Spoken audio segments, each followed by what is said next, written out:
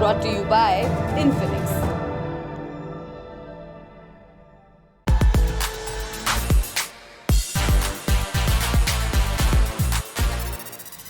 आज हम आपको 79 बरस पहले का एक वीडियो दिखाएंगे। पैराशूट पहनकर फ्रांस के ऊपर छलांग लगाते नौजवान अपने जीवन, अपने देश और शायद 20वीं सदी की सबसे निर्णायक जंग लड़ने जा रहे हैं। इसने दूसरे विश्व युद्ध का नतीजा तय किया था, जिसके बाद नाज़ी जर्मनी और उसके सहयोगी देशों की हार निश्चित हो गई थी। ये जंग 1944 में आज ही के दिन शुरू हुई थी। इसे इतिहास में डी-डे के नाम से जाना जाता है। डी-डे की कहानी आपको विस्तार से बताएंगे, लेकिन पहले चर्चा होगी एक दूसरे वीडियो की। ये भी फ्रांस का है। इसमें सीढ़ियों पर बैठे एक व्यक्ति को गालियां दी जा रही हैं। होने कोई नॉर्मल घटना हो सकती थी, लेकिन सामने बैठा व्यक्ति एक समय तक अपने मुल्क का सबसे ताकतवर आर्मी जनरल था। उसके इशारे पर सरकार पलट जाया करती थी और उसी के इशारे पर उसके मातहतों ने पड़ोसी देश का ताना बाना बिगाड़ दिया। ये कहानी पाकिस्तान आर्मी और तालिबान की गिरोहबंदी और इसके कारण अफगानिस्तान में हुई तबाही का है। नमस्कार, मेरा नाम दिव्यांशी सुमराव है। आप देखना शुरू कर चुके हैं ललन टॉप का अंतर्राष्ट्रीय प्रसंगों से जुड़ा रोजाना का कार्यक्रम दुनियादारी। सबसे पहले वीडियो देखिए। तो अफगानिस्तान जहाद करेगी यार, मैं नहीं हो यार, ठीक नहीं हो गई। आप वीडियो ना बनाए, मैं भी पुलिस को बुलाता हूं। पुलिस तक बुलाओ, बुलाओ पुलिस को बुलाओ। ये वीडियो फ्रांस का बताया जा रहा है। स्क्रीन पर दिखाई दे रहा व्यक्ति पाकिस्तान का पूर्व आर्मी चीफ है। नाम जनरल कमर जावेद बाजवा। साथ में परिवार की कोई महिला है। दोनों एक गली में सीढ़ियों के ऊपर बैठे हैं। तभी एक व्यक्ति उनका वीडियो शूट करने लगता है। कैमरे के पीछे से वो बाजवा को काफ़ी बुरा भला बोलता है। उसका गुस्सा अफगानिस्तान में पाकिस्तान के दखल को लेकर था। वो बाजवा पर नरसंहार, हत्या, मानवाधिकार उल्लंघन का आरोप लगाता है। बाजवा पुलिस बुलाने की धमकी भी देते हैं, लेकिन वो व्यक्ति नहीं रुकता। कुछ देर तक पीछा भी करता है। दावा किया जा रहा है कि वीडियो बनाने वाला व्यक्ति अफगान नागरिक था, जिसे तालिबान की वापसी के बाद अपना मुल्क छोड़कर भागना पड़ा। जिस समय तालिबान ने काबुल पर कब्जा किया, उस समय बाजवा पाकिस्तान की आर्मी के चीफ थे। खैर, वीडियो वायरल हुआ तो दो पक्ष बने। एक ने कहा बाजवा अपनी फैमिली के साथ थे, उनके सामने ऐसी हरकत नहीं होनी चाहिए। दूसरा धड़ा बोला भले ही हरकत गलत हो, लेकिन गुस्सा जायज़ है। अफगानिस्तान में पाकिस्तान के दखल की व्याख्या नए सिरे से होनी चाहिए। हमने टोनी ब्लेयर इंस्टीट्यूट में रिसर्च स्कॉलर सौम्या अवस्थी से पूछा, आम अफगानों के मन में पाक आर्मी के खिलाफ नाराजगी की वजह क्या है। कि आज के दिन में हर एक अफगान नेशनल जो भी अफगानिस्तान में मौजूद है या फिर अफगानिस्तान के बाहर एक रेफ्यूजी या शरणार्थी के रूप में रह रहा है, वो बहुत ही ज्यादा नाराज है पाकिस्तान से। और इसके लिए, इस स्थिति के लिए वो पाकिस्तान को काफी हद तक जिम्मेदार मानता है। तो ये कहना कि पाकिस्तान इस चीज के लिए, मौजूदा हालात के लिए जिम्मेदार है कि नहीं, ये बिल्कुल सही है, वो जिम्मेदार है। और ना ही सिर्फ 2021 के घटना की बारे में बात करें। अगर हम पिछले 2-4 दशक पीछे जाएं और 70 के दशक से लेकर के आज तक की बात करें, तो भी ये पाया गया है कि पाकिस्तान ने शुरुआत से ही काफी अहम रोल निभाया है अफगानिस्तान के मसलों पर, चाहे वो डोमेस्टिक पॉलिटिक्स हो, चाहे इंटरनेशनल पॉलिटिक्स हो। तो और ये उन्होंने किसी अच्छी नीयत के साथ काम नहीं किया है, तो उसका खामियाजा भुगतना पड़ा बाजवा को कि वो फ्रांस घूमने गए और उनके ऊपर गाली गलौज हुई। पाकिस्तान ने उनको काफी मदद करी, यहाँ तक कि एक अमरीकी वेबसाइट है ह्यूमन राइट्स वॉच, उन्होंने अपनी रिपोर्ट में बकायदा लिखा है कि 2019 और 20 के बीच में करीब 30 ट्रक भर के गोला बारूद और हथियार लैस ट्रक्स पाकिस्तान क्रॉस करके अफगानिस्तान में गए।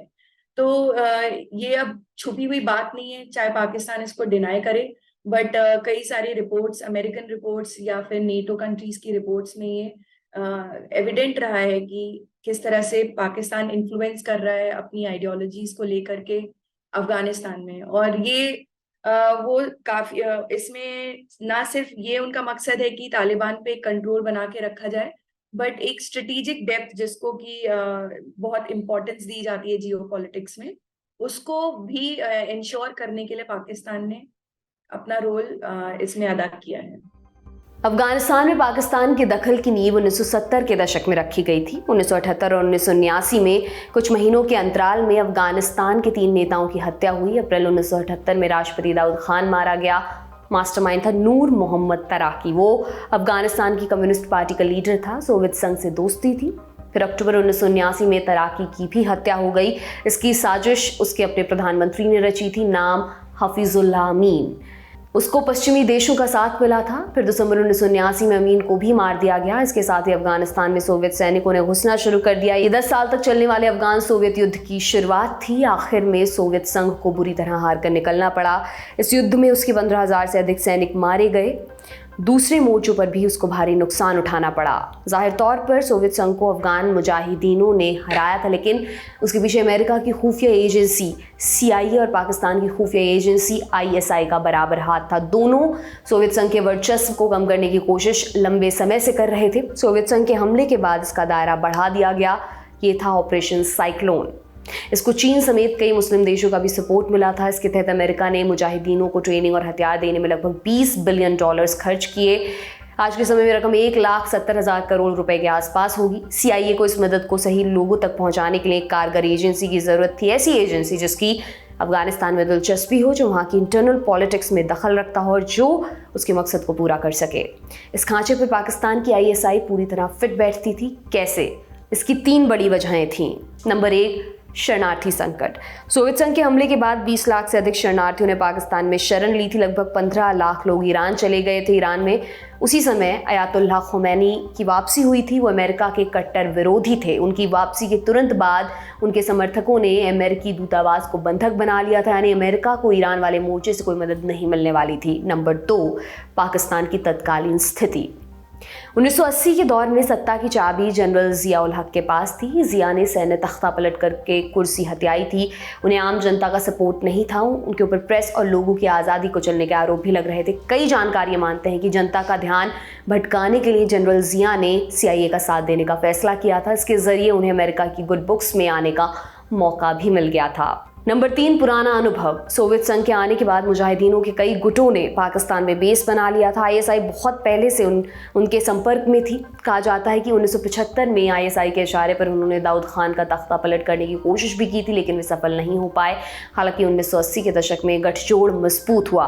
पाकिस्तान को मुजाहिदीनों का तिया पांचा पता था। ये सैन्य मदद के बंटवारे में काम आने वाला था। सोवियत संघ के खिलाफ लड़ने के लिए मुजाहिदीनों के 7 गुट बनाए गए। उन्हें कितना हथियार और कितना सपोर्ट मिलेगा, ये पाकिस्तान सरकार और ISI तय करती थी। यहाँ पर पाकिस्तान ने डबल गेम खेला। जो मुजाहिदीन गुट उसका कहा मानते थे, उन्हें ज़्यादा सपोर्ट मिलता था।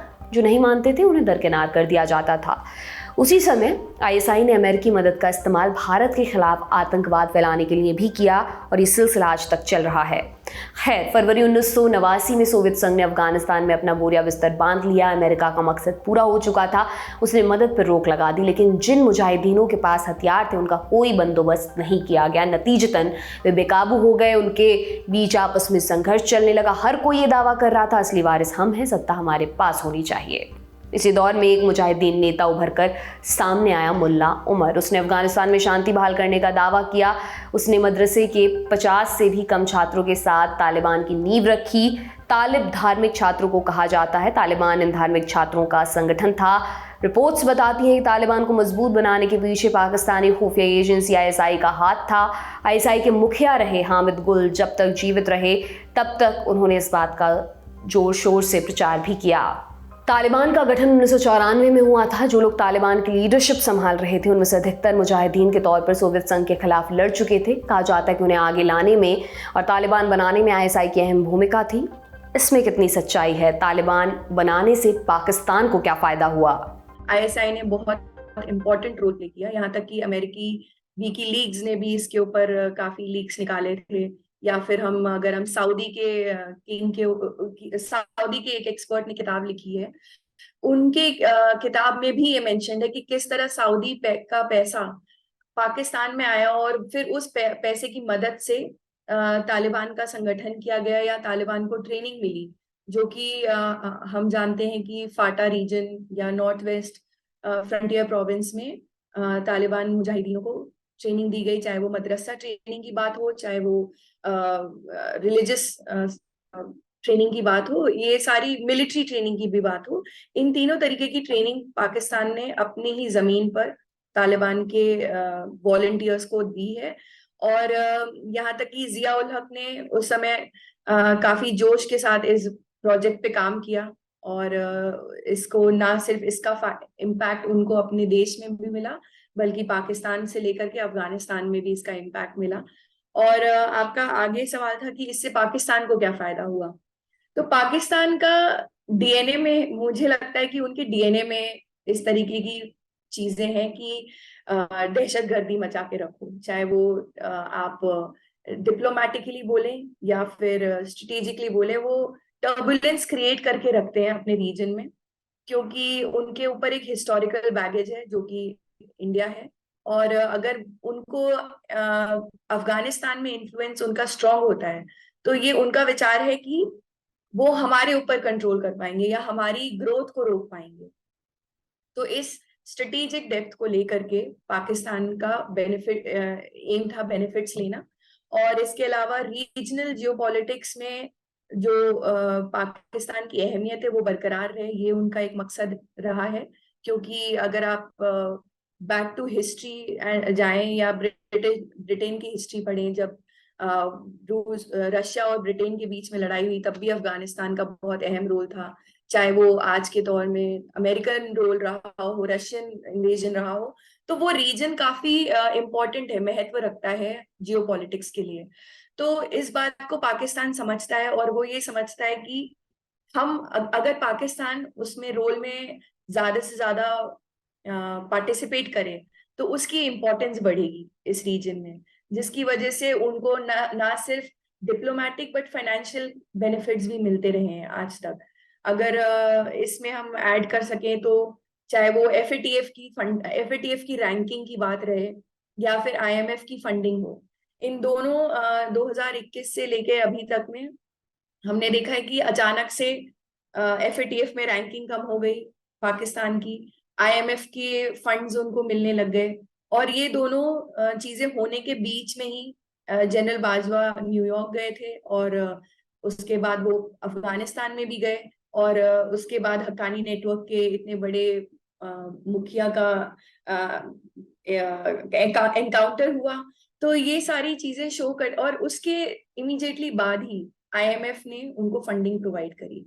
तो ये एक ट्रांजैक्शनल रिलेशनशिप में बिलीव करते हैं। मुल्ला उमर के तालिबान ने पहली बार 1996 में अफगानिस्तान पर कब्जा किया। उस सरकार को सिर्फ 3 देशों ने मान्यता दी थी, सऊदी अरब, यूएई और पाकिस्तान। लेकिन जैसे ही 9/11 का हमला हुआ, पाकिस्तान ने सपोर्ट खींच लिया। वो खुले तौर पर तालिबान के खिलाफ लड़ाई का हिस्सा बना। फिर 2021 में तालिबान की वापसी हुई, पाकिस्तान ने फिर से तालिबान को सपोर्ट करना शुरू कर दिया। इस बदलते स्टैंड के पीछे पाकिस्तान की मंशा क्या थी? क्या वो बैकडोर से तालिबान को मजबूत बना रहा था? जब तक डेमोक्रेटिक गवर्नमेंट वहां पे थी, चाहे वो करजाई का गवर्नमेंट हो, चाहे अशरफ घानी की गवर्नमेंट हो, तब उनको इतनी इंपॉर्टेंस नहीं मिल रही थी, क्योंकि जो एजुकेटेड क्लास है अफगानिस्तान का, वो समझता है कि पाकिस्तान ने क्या कर्म किए पहले, जिसका खामियाजा वो आज तक भुगत रहे थे। तो इस वजह से वो जो वहाँ की इंटेलिजेंसिया क्लास है या एलीट क्लास है, एजुकेटेड क्लास है, वो पाकिस्तान से दूरी बनाने में बिलीव करता रहा है। तो इस वजह से जब तालिबान नहीं था तो पाकिस्तान की रोल भी वहां पे लिमिटेड थी, और जब वापस तालिबान आया तो उनको फिर से एक बैक होम वाली फीलिंग आई और वो जाकर के उन्होंने हाथ मिलाया और उनको एक तरीके से रिकग्निशन दी या उनके लिए रिकग्निशन की बात पहुंचाई यूएन के प्लेटफॉर्म पे। तो ये दिखाता है कि पाकिस्तान की प्रायोरिटीज क्या हैं, जैसे कि वो अपनी कंट्री में भी डेमोक्रेटिक सिस्टम में इतना बिलीव नहीं करते हैं। वहां पे जो सिविल मिलिट्री रिलेशनशिप है उसमें भी सिविल या कह लीजिए पॉलिटिकल पावर जो है वो उतनी स्ट्रांग नहीं रही है, और जिसका फायदा उनकी मिलिट्री ने हमेशा से उठाया है। जब अगस्त 2021 में तालिबान ने अफगानिस्तान की सत्ता पर कब्जा किया था, तब पाकिस्तान के तत्कालीन प्रधानमंत्री इमरान खान ने खुशी जताई थी। कहा था कि तालिबान ने गुलामी की जंजीर तोड़ी है। बाद में आईएसआई के तत्कालीन चीफ फैज़ हमीद भी काबुल गए। फिर पाकिस्तान ने लगभग सभी अंतर्राष्ट्रीय मंचों पर तालिबान का पक्ष भी रखा। पाकिस्तान और तालिबान के रिश्ते वहां तक कैसे पहुंचे? इसके लिए ये समझना जरूरी है कि जो पाकिस्तान की हिस्ट्री है या फिर अफगानिस्तान की हिस्ट्री है, उसमें रिलीजन का बहुत मुख्य रोल रहा है। रिलीजन ने काफी अहम रोल प्ले किया है, और एक तरीके से वो एक आइडेंटिटी है जिसपे पाकिस्तान सरवाइव करता है। तो अपनी इस आइडेंटिटी को इम्पोज करने के लिए और स्ट्रेंथन करने के लिए पाकिस्तान के हक में जो भी रहा है वो उन्होंने किया है। अगर हम इमरान खान की बात करें तो जब वो इलेक्शंस भी नहीं जीते थे, उन्होंने अचानक से अपनी ब्रिटिश वाइफ और यूरोपियन वाइफ को छोड़ के 5 वक्त नमाज पढ़ना शुरू कर दिया और ताबीज पकड़ने लग गए और अलग तरीके का उनका एक व्यवहार सामने नजर आया, जिसको देख के ये समझ में आ गया कि वो रिलीजियस आइडियोलॉजी को लेकर के आगे बढ़ने की उनकी पॉलिसी आगे चलेगी। तो हम ये सब जानते हैं कि तालिबान का भी एक रिलीजियस आइडियोलॉजी को लेके बहुत ही सेंसिटिव बिहेवियर रहा है और वो काफी खुलेआम बोलते हैं कि हम रिपब्लिक ऑफ अफगानिस्तान नहीं, एमिरेट ऑफ अफगानिस्तान है। तो वो इस बात को बहुत स्ट्रांगली अपनी पॉलिसीज में भी इम्प्लीमेंट करते हैं। तो जब ये देखा गया कि दो पक्ष एक जैसा सोच रहे हैं तो उनके लिए एक साथ काम करना या साथ में हाथ मिलाना इतना डिफिकल्ट नहीं था। तो इस चीज को ध्यान रखते हुए पाकिस्तान ने काफी अहम रोल प्ले किया और दोहा डायलॉग में अमेरिका की मदद से या अमेरिका की समर्थन से दोहा डायलॉग के समय उन्होंने रोल प्ले करना शुरू किया। उस समय जो यूएस स्पेशल एनवॉय थे ज़ल्मा खलीलजाद, उन्होंने पाकिस्तान को काफी बढ़ावा दिया कि आप हैं जो इस दोहा डायलॉग में मीडिएटर का रोल प्ले कर सकते हैं। हालिया कुछ घटनाओं को देखें तो तालिबान का सपोर्ट पाकिस्तान के लिए नुकसानदेह साबित हो रहा है। पाकिस्तानी तालिबान यानी कि टीटीपी अफगान तालिबान के सपोर्ट से हमले कर रही है। तालिबान सरकार डुरंड लाइन को लेकर भी पाकिस्तान से उलझती रहती है। क्या पाकिस्तान दोधारी तलवार पर चल रहा है? क्या तालिबान का साथ देकर वो बुरी तरह फंस गया है? हाँ, जब एक कोई रिलेशनशिप होते हैं किसी भी दो स्टेट्स में हो या दो इंसान में हो तो गिव एंड टेक का रिलेशनशिप होता है। अब जब हम पाकिस्तान और अफगानिस्तान या तालिबान और पाकिस्तान की बात करें तो उनके रिलेशनशिप में भी गिव एंड टेक बहुत इंपॉर्टेंट रोल प्ले करता है। तो देखा गया है कि अगर पाकिस्तान स्ट्रेटेजिक डेप्थ चाहता है या इन्फ्लुएंस करना चाहता है तालिबान को, तो तालिबान भी उसके बदले में चाहता है कि दुरंद लाइन सेटल हो जाए और जो पाकिस्तान अपनी टर्म्स एंड कंडीशंस पे अफगानिस्तान इस बार काम करना चाहता है। ये इस बार का तालिबान 1994 या 96 के तालिबान से काफी गुना एडवांस्ड है और कह सकते हैं कि नॉलेज उसके पास काफी नॉलेज है, वो काफी एजुकेटेड है, इन्फॉर्म्ड है। तो नेगोशिएशन पावर्स जो है तालिबान के पास भी उतनी ही है जितनी कि पाकिस्तान के पास हुआ करती थी या कह लीजिए अभी भी है। तो दुरंद लाइन एक इम्पॉर्टेंट उसमें फैक्टर है और इसके अलावा ट्रेड और ट्रेड हो या कॉमर्स हो उसमें भी काफी रोल है, मतलब रिलेशनशिप है। और इसके अंडर देखा गया है कि तालिबान पाकिस्तान जो है टीटीपी उसको कई बारी अफगान तालिबान अपने तरीके से घुमाता है। चाहे वो ट्रेनिंग की बात हो तो अभी हाल ही में काफी रिपोर्ट्स निकली हैं जिसमें कहा गया है कि अफगानिस्तान के काफी प्रोविंसेस में ना सिर्फ अफगान नेशनल्स बल्कि पाकिस्तान नेशनल्स जो टीटीपी के मेंबर्स हैं उन सबकी ट्रेनिंग्स हुई, कंबाइंड ट्रेनिंग्स हुई हैं और उनको वापस से एक्सपोर्ट किया गया है पाकिस्तान के अंदर। और इसके अलावा जो टीटीपी है वो काफी ऑर्गेनाइज्ड हो गया है अभी compare to how it was earlier. तो ये सारी इंस्पिरेशंस वो तालिबान से ले रहा है और उसका इफेक्ट ये है कि अब सिर्फ तालिबान ऐसा नहीं है कि तालिबान अपनी सारी बातें मानता जा रहा है पाकिस्तान की, बट पाकिस्तान को भी कई बातों में तालिबान के आगे झुकना पड़ता है और उनके क्वेश्चंस को आंसर करना पड़ रहा है।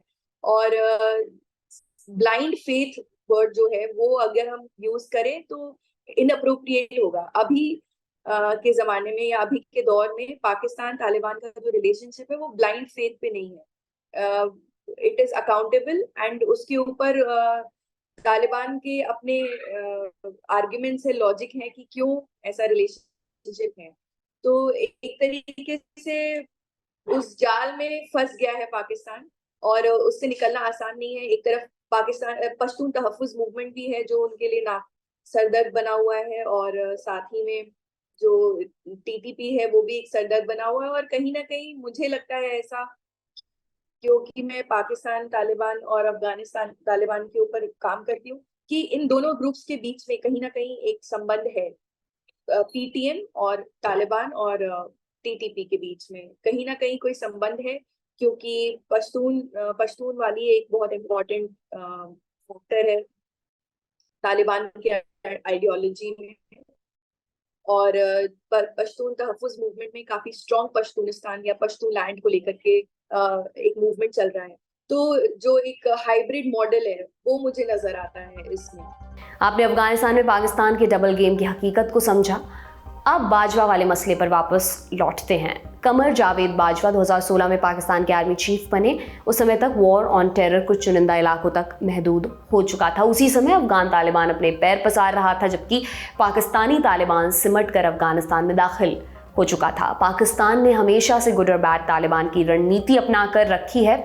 उसके लिए अफगान तालिबान गुड है, जबकि वो टीटीपी को आतंकी संगठन मानता है, जबकि दोनों की विचारधारा एक जैसी है, दोनों का मॉडस ऑपरेंडी एक है। जब टीटीपी ने अफगानिस्तान में शरण ली तब पाकिस्तान ने उन्हें हटाने के लिए तालिबान से मदद मांगी। तालिबान ने उस समय तो टीटीपी से रिश्ता तोड़ने का दिखावा किया, लेकिन वे अंदर अंदर एक बने रहे। आखिरकार पाकिस्तान की मदद से तालिबान ने अगस्त 2021 में काबुल पर कब्जा कर लिया। इसके बाद हजारों लोगों को देश छोड़कर भागना पड़ा। अफगानिस्तान में बर्बर शासन की वापसी हुई। अंतर्राष्ट्रीय संगठनों ने मान्यता वापस ले ली। इसमें आम जनता पिसती चली गई। जब ये सब हो रहा था उस समय पाकिस्तान की सबसे ताकतवर संस्था मिलिट्री एस्टैब्लिशमेंट की कमान जनरल बाजवा के हाथ में थी। इसलिए भले ही बाजवा के साथ हुई बदतमीजी पर सवाल उठ रहे हों, लेकिन उनके और उनके पुरखों की करतूतों की कोई माफी नहीं हो सकती। एक व्यक्ति ने ट्विटर पर लिखा, बाजवा के पास लौटने के लिए कम से कम एक मुल्क तो है, अफगान शरणार्थियों के पास तो वो भी नहीं है। इस मसले पर आप क्या सोचते हैं, हमें कमेंट कर जरूर बताएं। अब बारी है इतिहास में दाखिल होने की। सितंबर 1939 में दूसरा विश्व युद्ध शुरू हुआ। हिटलर के नाज़ी जर्मनी ने जल्द ही फ्रांस के बड़े हिस्से पर कब्जा कर लिया। ब्रिटेन ने छुड़ाने की कोशिश की, लेकिन उन्हें बुरी तरह पराजित होकर लौटना पड़ा।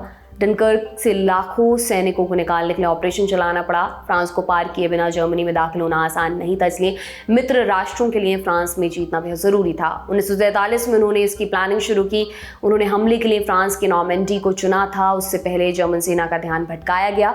जनवरी 1944 में ड्वाइट आइजनहावर को ऑपरेशन ओवरलॉर्ड की कमान सौंपी गई। उनके आदेश पर 5 जून की तारीख तय की गई, लेकिन उस समय मौसम खराब होने के कारण इसे टालना पड़ा। 6 जून को मौसम साफ था। उस रोज मित्र सेनाओं ने जमीन, हवा और पानी के रास्ते एक साथ हमला बोल दिया। जर्मनों को संभलने का मौका तक नहीं मिला। अगस्त 1944 तक पेरिस को आज़ाद कराया जा चुका था। इसके बाद जर्मनी पर हमले का रास्ता साफ हो चुका था। आखिरकार मई 1945 में नाज़ी जर्मनी ने बिना शर्त सरेंडर कर दिया। हिटलर ने पहले ही आत्महत्या कर ली थी। आज का दुनियादारी यहीं पर समाप्त होता है। कल फिर आपसे मुलाकात होगी। इसी उम्मीद के साथ विदा लेती हूँ। शुक्रिया। शुभ रात्रि।